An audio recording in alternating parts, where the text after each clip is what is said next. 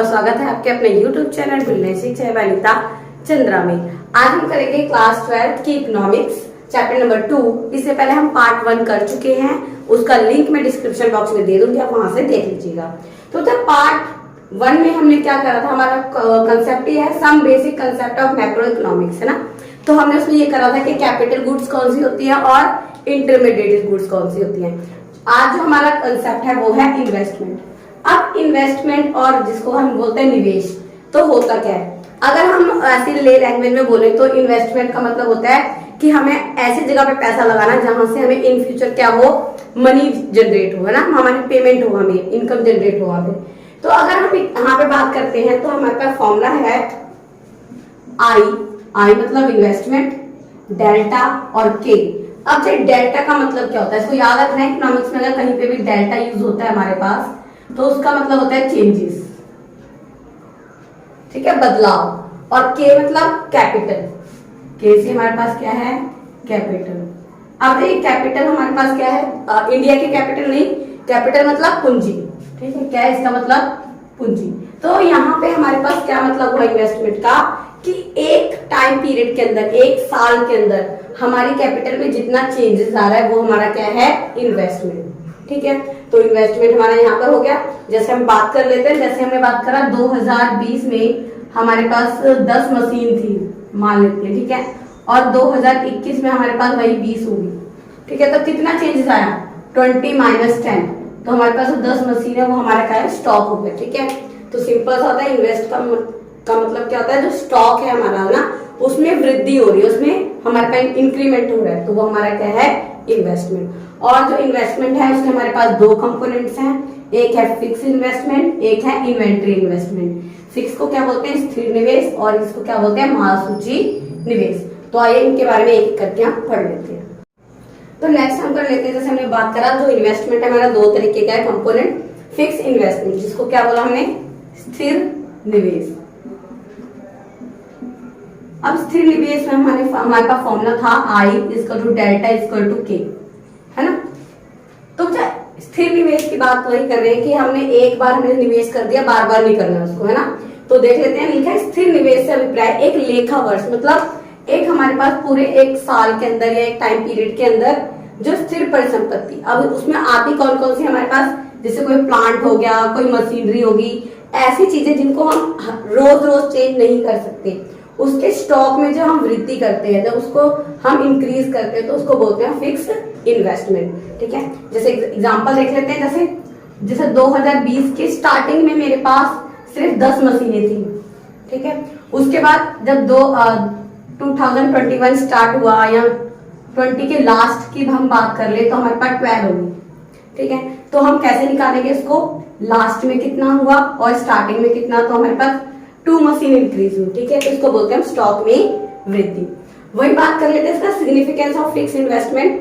तो उसमें क्या होता है, अगर हमारे पास हम फिक्स इन्वेस्टमेंट करते हैं तो हमारे पास जो उत्पादन करने की जो क्षमता है, मतलब जो प्रोडक्टिविटी कैपेसिटी है वो बढ़ जाती है, प्लस जीडीपी में हमारी क्या होती है, वृद्धि होती है। तो आपको इतना याद रखना है किसके बारे में, फिक्स इन्वेस्टमेंट के बारे में। कर लेते हैं हम इन्वेंट्री इन्वेस्टमेंट, ये मतलब माल सूची निवेश। अब ये निवेश है क्या, पहले सिंपल समझ लेते हैं। मैंने बोला एक प्रोड्यूसर है हमारे पास, ठीक है, वो क्या कर रहा है, उसकी बिक्री हो रही है 100 रुपए की, है ना, प्रतिदिन। तो वो क्या करेगा, अगले दिन 150 की करने की कोशिश करेगा, नेक्स्ट डे 200 की करने की कोशिश करेगा। क्यों कर रहा है वैसे, क्योंकि उसको प्रॉफिट हो रहा है। क्या हो रहा है, इसको प्रॉफिट हो रहा है। अब वो किस चीज में करेगा, मशीनरी और प्लांट में तो वो डेली इन्वेस्टमेंट करेगा नहीं, है ना। तो वो क्या करेगा, रॉ मटेरियल, है ना। तो इसमें हमारा मेनली जो आता है वो रॉ मटेरियल में आता है, देख लेते हैं। लेकिन किसी एक समय पर उत्पादकों के पास जो स्टॉक होता है, मतलब एक टाइम पीरियड में, एक टाइम एट ए टाइम, है ना, शॉर्ट टाइम में उनके पास क्या होता है, प्रोड्यूसर के पास जो स्टॉक होता है उसको हम बोलते हैं क्या, महासूची निवेश। अब उसमें जो चेंजेस आ रहा है सेम वही है हमारे पास, वही रहेगा हमारे पास के, और यहाँ पे के हमारे पास क्या हो जाएगा, रॉ मटेरियल रहेगा।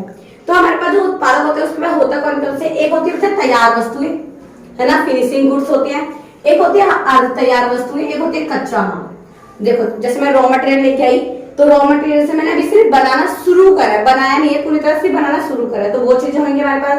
एक होंगी जो चीजें बन चुकी है ना, लाइक मैंने बोला मेरे पास कॉटन है, तो कॉटन क्या है मेरे पास रॉ मटेरियल, उसके बाद मैंने इसको कपड़ा बना दिया है ना, क्लोथ्स बना दिया, तो ये मेरे पास क्या होगी अर्ध तैयार वस्तुएं। नेक्स्ट जब मैंने इसको लेबर वगैरह सब कुछ कर दिया, सिल वगैरह सब कुछ दिया, इसकी शर्ट बना दी है ना, तो वो होगी मेरे पास फिनिशिंग गुड मतलब तैयार वस्तुएं। तो ये जब तीनों चीजें हम इनको देखते हैं मतलब तैयार कच्चा माल, अर्ध तैयार वस्तु और तैयार वस्तु, तो ये सब मिलकर बनाती है हमारी माल सूची स्टॉक। अब स्टॉक क्या होता है जो हमारे पास है मतलब चेंजेस कितना आ रहा है वो हमारा क्या है इन्वेंट्री इन्वेस्टमेंट। अब इसकी इंपॉर्टेंस क्या है वो देख लेते हैं। तो जब हम इंपॉर्टेंस की बात करते हैं तो इन्वेंट्री इन्वेस्टमेंट हमारा क्या कराता है, एक कॉन्टिन्यूसली रखता है मतलब एक निरंतरता रखता है मार्केट के अंदर, है ना, कि एक बिक गया उसके बाद दूसरा, उसके बाद तीसरा है, चौथा, ऐसे करके। तो इसमें हमारे पास दो कंसेप्ट आएंगे, एक आएगा डिजायरेबल मतलब डिजायर इन्वेस्टमेंट स्टॉक, एक होता है अनडिजायर। अब देखो होता क्या है, जैसे मैं कोई चीज बना रही हूँ, मैं प्रोड्यूसर हूँ, तो मैं क्या करूंगी है ना आगे के लिए, जैसे मेरा आज 100 का स्टॉक जो था वो खत्म हो गया, जो 100 शर्ट थी वो खत्म होगी, मैं क्या करूंगी कल के लिए मेरे को थोड़ा बचा के रखना है कि कल कोई मैं बेच रहा है क्योंकि जल्दी मेरे पास बनेगा नहीं है ना।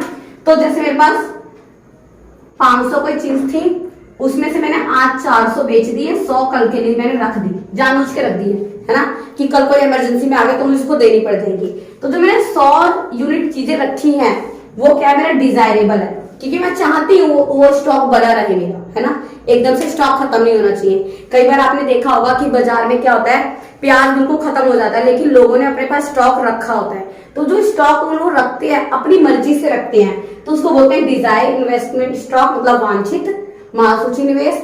अब एक क्या होता है, हम चाहते हैं, हमने जैसे दिवाली के लिए लेकर आए, ठीक है, दिवाली पे कोई प्रोड्यूसर था वो 1000 मशीन लेके आया या फ्रिज लेके आया, अब वो चाहता था कि सारे निकल जाए दिवाली के वाले दिन क्योंकि उसके बाद जब पड़ा रहेगा तो लोग खरीदेंगे नहीं।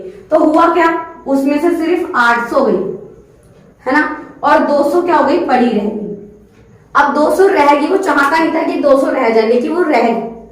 तो ये क्या दिखाता है बच्चा, ये लॉस दिखाता है, क्या दिखाता है कि उसको 200 यूनिट का क्या हुआ, उसको लॉस हो गया। तो ये था बच्चा हमारा फिक्स इन्वेस्टमेंट और इन्वेंट्री इन्वेस्टमेंट।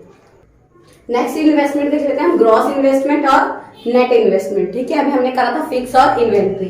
तो जब ग्रॉस की बात करते हैं तो इसमें हम क्या देखते हैं कि जो हमने नया इन्वेस्टमेंट करा है वो और जो हमारा प्रेजेंट टाइम पे चल रहा था वो, इन दोनों पे जो हमने खर्च करा है उसको वो स्टडी करते हैं। लेकिन जब नेट की बात करते हैं तो नेट में वही देखते हैं जो सिर्फ हमने न्यू इन्वेस्टमेंट करी है, मतलब प्रेजेंट वाले को नहीं देखते हैं।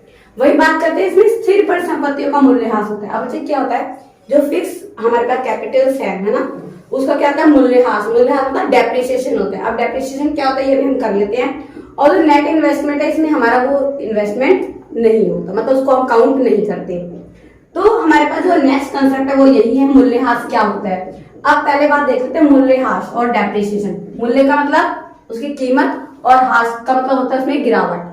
तो जैसे हम बात करते हैं हमारे पास कोई भी मशीन है ना, कोई भी जो हम यूज कर रहे हैं चीजें वो है हमारे पास, तो क्या करते हैं उसमें या तो टूट फूट हो जाए या उसकी कोई खराबी हो जाए, है ना, तो उसको जब हम उसमें ठीक करते हैं तो उसका जो प्राइस था उसमें क्या होता है कमी आ जाती है, तो उसको बोलते हैं हम डेप्रिसिएशन। क्या बोलते हैं उसको, डेप्रिसिएशन। अब उसमें हमारे पास क्या आते हैं, सामान्य टूट फूट हो जाए, ठीक है, मतलब कोई उसका पुर्जा या कुछ उसका कोई हमारा पार्ट टूट गया, ठीक है। तो जैसे हम बात कर लेते कोई टीवी था हमारे पास, हम नवा टीवी लेके आए लेकिन उसमें क्या हो गया, बाई चांस वो टूट गई कहीं से या कुछ उसमें खराबी आ गई, तो पहले वो 10,000 की बिक्री थी लेकिन अब क्या बिक रही है, वो 8,000 की बिक रही है। तो उसका क्या हो गया, प्राइस में क्या हो गया, कमी आ गया, मतलब उसका मूल्यह्रास हो गया, ठीक है। वही बात करते हैं, ये हमारे पास क्या होता है, एक्सीडेंटल भी हो सकता है कि कुछ लाते या सामान ले जाते हुए हमारे पास कोई डैमेज हो गया हो। तो हमारे इसमें दो कंसेप्ट आते हैं, एक होता है एक्सपेक्टेड, एक होता है अनएक्सपेक्टेड। अब एक्सपेक्टेड हमारे पास क्या है, मूल्यह्रास। अब इसमें क्या होता है, जैसे पहले हम बात करें तो पहले हमारे पास ब्लैक एंड व्हाइट टीवी होता था, ठीक है। तो ब्लैक एंड व्हाइट टीवी होता था तो लोगों ने क्या करा, ब्लैक एंड व्हाइट टीवी छोड़कर आज क्या होता है, कोई लेता है ब्लैक एंड व्हाइट टीवी, नहीं ना, क्या लेते हैं, कलर टीवी लेते हैं। तो जो ब्लैक एंड व्हाइट टीवी है उसके जो प्राइसेस हैं वो क्या हो गए, कम हो गए। तो वो तो क्या हो गया हमारा एक्सपेक्टेड। और अनएक्सपेक्टेड में हमारे पास क्या आता है, जैसे हमारे पास कोई मशीनरी वगैरह थी, नेचुरल डिजास्टर आ गई, है ना, कोई भूकंप वगैरह आ गए, उससे जो हमारे पास हानि हो जाती है उसको हम बोलते हैं एक्सपेक्टेड ऑब्वियसली, ठीक है। तो ये था हमारा डेप्रिसिएशन। दो कंसेप्ट कर लेते हैं, स्टॉक और फ्लो। अब जो स्टॉक का मतलब क्या होता है, एक जब हम पॉइंट ऑफ डे, मतलब एक निश्चित बिंदु पर जब हम कोई मात्रा मापते हैं, है ना, कोई हम क्वांटिटी मेजर कर रहे हैं, तो वो हमारा क्या है, स्टॉक। जैसे मैंने बोला मेरे पास 10 तारीख को 10,000 रुपए थे, 12 को 15,000 रुपए थे, तो हम क्या कर रहे हैं, एक बिंदु पे मतलब एक टाइम पे हम उसको नोट कर रहे हैं, ठीक है, तो वो हमारा स्टॉक आएगा। वही अगर हम फ्लो की बात करें तो फ्लो में हम क्या करें, हमारे पास टाइम पीरियड होते हैं, ठीक है। अब टाइम पीरियड में हम जब वो चीज मापते हैं, जैसे 1 घंटे में, 1 दिन में, 1 महीने में, 1 साल में, है ना, ये 2 साल 3 साल जितने में भी हम नाप रहे हैं, 1 हफ्ते में, तो वो क्या हमारा फ्लो, ठीक है, उसको हम क्या करेंगे, फ्लो। अब स्टॉक की बात करें तो स्टॉक जैसे आप घर पे टंकी में पानी रखते हो ना, तो वो हमारा क्या होता है स्टॉक, और फ्लो का मतलब क्या होता है, जब टंकी लीकेज करना स्टार्ट करते तो वो हमारे क्या होती है, फ्लो। वही बात करते हैं, इसमें हमारा टाइम पीरियड नहीं होता, इसमें हमारा टाइम पीरियड होता है। मोस्टली आपको पेपर में आपको डिफरेंस पूछने के लिए आ जाता है। नेक्स्ट हम इसका और एग्जांपल ले लेते हैं, जैसे बैंक डिपॉजिट, है ना, हम अपनी जो पैसे होते हैं वो बैंक में जमा करके आते हैं, वो एक मतलब पॉइंट पे जमा करके आए, लेकिन जब हम कोई कैपिटल लेते हैं उस पर इंटरेस्ट लग रहा है जो, है ना, वो टाइम पीरियड के अंदर लगता है, तो वो क्या होती है, हमारी फ्लो। वही बात करते हैं अगर हम और एग्जांपल का डिस्टेंस, जैसे दिल्ली से मुंबई के बीच का जो डिस्टेंस है उसको हम क्या बोलेंगे, स्टॉक, क्योंकि वो फिक्स है। वही बात करते हैं उस कार की स्पीड, जिस कार से हम जा रहे हैं दिल्ली, है ना, तो उसकी स्पीड जो होती है वो कम और ज्यादा हो सकती है, तो वो किस में आएगा, हमारा फ्लो में। तो ये दोनों में डिफरेंस है, स्टॉक और फ्लो। अब हम देख लेते हैं हमारे पास 4 सेक्टर ऑफ द इकोनॉमी, कि हमारे पास कितने सेक्टर है, 4।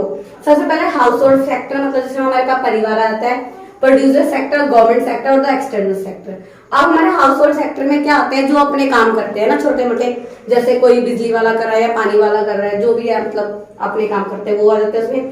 प्रोड्यूसर सेक्टर में क्या आता है, जो सिर्फ प्रॉफिट गेन करने के लिए करते हैं ना, जैसे बड़ी बड़ी इंडस्ट्री हमारी हो जाता है, एंटरप्रेन्योर्स वगैरह आते हैं। उसके बाद आता है गवर्नमेंट सेक्टर, तो गवर्नमेंट सेक्टर क्या करता है, सोशल वेलफेयर के लिए काम करता है। वही बात करते हैं एक्सटर्नल, इसमें क्या आते हैं, हमारे विदेशी निवेशक होते हैं, जो हमारे पास बाहर से लोग आके हमारे इंडिया में क्या करते हैं, इन्वेस्ट करते हैं, तो ये हमारा क्या हो गया, 4 सेक्टर। वही बात करते हैं जो इनकम का जो फ्लो है वो हमारे पास कैसे फ्लो होता है, ठीक है, इनकम का जो सर्कुलेशन। तो सबसे पहले हम देख लेते हैं हमारे पास जो प्रोडक्शन करने के लिए हमारे पास 4 सेक्टर होते हैं, जैसे लैंड लगाते हैं, ठीक है, मोस्ट इंपोर्टेंट, फिर कैपिटल, लेबर और एंटरप्रेन्योर्स। तो लैंड को क्या देते हैं हम, याद रखना एक चीज, कि जब भी हम कुछ खर्च कर रहे हैं, है ना, मतलब एक कोई भी आदमी है, कोई बच्चा भी किसी कोई भी चीज लेने के लिए खर्च कर रहा है, तो वो किसी ना किसी की क्या हो रही है, इनकम बन रही है। तो जब हम लैंड लेते हैं तो उसको हम रेंट देते हैं, तो वो भी क्या है, किसी की इनकम है। जब हम कोई कैपिटल लगा रहे हैं उस पर इंटरेस्ट दे रहे हैं, तो वो भी क्या है, किसी की इनकम। नेक्स्ट लेबर जो है ना, जो हम मजदूर लगा रहे हैं उनको क्या देते हैं, वेजेस। और जो एंटरप्रेन्योर है उसको क्या हो रहा है, प्रॉफिट। तो मतलब ये क्या हो रहे हैं, हम प्रोडक्शन तो अपना कर रहे हैं, लेकिन वो कहीं ना कहीं हम क्या कर रहे हैं, किसी की इनकम जनरेट कर रहे हैं। तो ये था हमारा chapter some basic concept of macro economics. जो नेक्स्ट चैप्टर है उसमें हमारा नेशनल इनकम है, कि हम नेशनल इनकम डिफाइन कैसे करते हैं। अगर आपने अभी तक हमारे चैनल को लाइक शेयर और सब्सक्राइब नहीं करा तो चैनल को लाइक शेयर और सब्सक्राइब जरूर करें। Thank you so much.